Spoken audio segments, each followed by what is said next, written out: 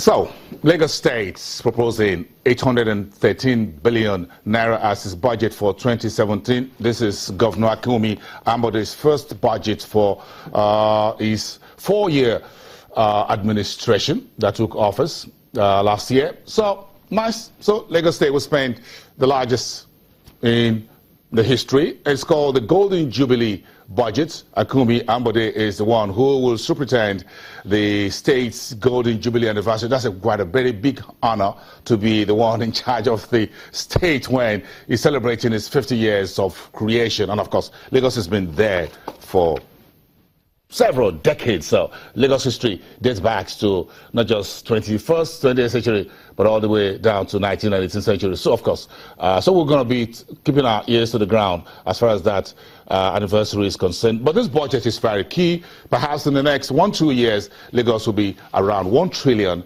in budget. That's snapping at the heels of the Nigerian government's federal budget, still around 6-7 trillion naira. That's quite big. But look at the business and economy of Lagos. A number of things are changing. The Commissioner for Finance is live on the program today. Akiyemi Ashade will be talking to us in the next 15 minutes or thereabouts. So you don't want to miss this conversation with them. But first, let's do this as a curtain raiser with Ayodeji, but always Senior Associate Investment Banking at Afrinvest. Good morning, Ayodeji. Thanks. Good morning. We appreciate that. Let's talk to Lagos State. We all live, work, and play in Lagos, so it's right for us to talk about the state, isn't it? Yeah, interesting. This is a very big budget, isn't it? A lot of money. Yes, a lot of money, but when you also look at Lagos State in terms of its importance to the economy, it's very key in terms of its contributions to GDP, over 30% to GDP. So you can't easily neglect the relevance of Lagos State to the overall economy. Looking at the budget, Golden Jubilee budget, yes, it is it's one of the highest in history, and based on 813 billion naira. It's in terms of the structure, it's very well articulated. When you look at in terms of the expenditure mix, about 63% will be going to capital expenditure, while about 37% will go into recurrent expenditure, which is what even at the national level should begin to focus more on. The more you invest in your economy, the more you invest in your state, the more you attract foreign investment, the more you're able to ramp up your internally generated revenue. You see currently Lagos State's internally generated revenue accounts for about 74% of its total revenue. So some of these strategic moves that have assisted Lagos State to get to this level. If you look at let's talk about the structure of the economy of Lagos. We get a bit of an understanding of where this money is coming from, where it's being spent.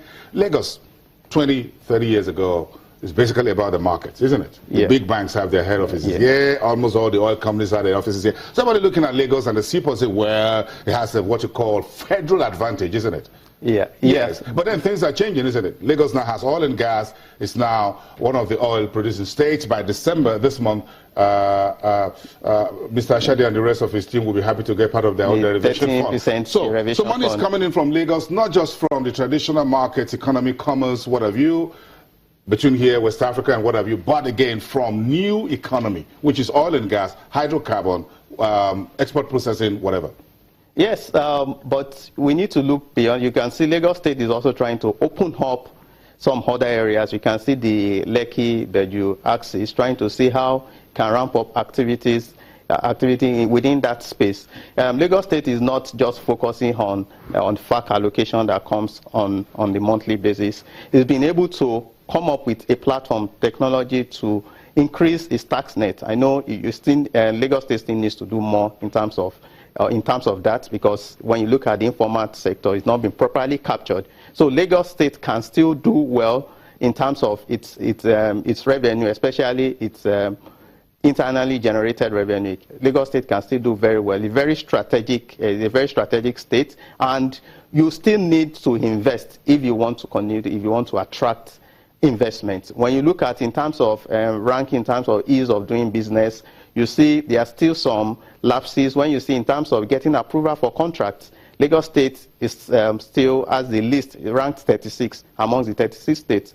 So it means there are a lot of the bottlenecks. When you look at procedure, about 18 procedures compared to some states that you just go through like 8 procedures to get approval for contracts before you can. So if you discover maybe a private organization feels that, okay, this road goes through my company, I can rehabilitate it and make it more functional. Then when you look at the process that it takes you to get those approvals, and those are some of those things that Lagos State may be losing some investment in that particular space. So they still need to do some overhauling in terms of ease of doing business. Quickly, do you think oil and gas, hydrocarbon, and what have you would change the economy of Lagos? Yes, it's really going to change the economy of Lagos in terms of the revenue. And it will give you more capacity to invest more in infrastructure. Where would you want to see Lagos invest more out of this money? About 512 billion going into capital expenditure. Yeah, I would advise light rail. Light rail is very key because you need to look at the transportation network. It's still, yes, I know a lot of work is being done in that area, but we need to see it through to see how the network, the road and transportation network is really key to economic activity in the state. That's about work. You want to have fun in Lagos, you also live here. So what else would you want to see done?